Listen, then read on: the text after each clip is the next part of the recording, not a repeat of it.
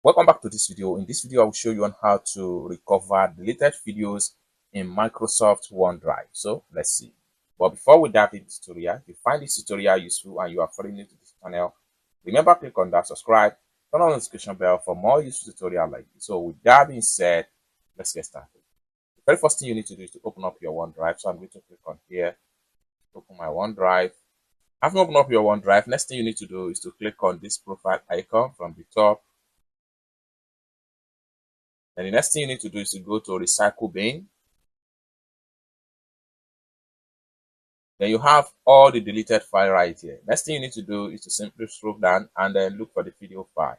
So here we go. This is video file. Next thing I'm going to do is to simply click on here, the video file I want to recover, and this is going to pump up. Next thing I'm going to do is to simply click on restore.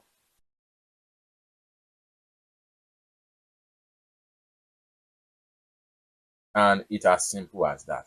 So basically, this is how to simply restore or recover deleted videos in Microsoft OneDrive. I hope you really got value for this video. If you find this video useful, give this video a big like, and also remember to subscribe to the channel for more useful tutorials like this. Thank you so much for watching, and I hope to see you in my next video.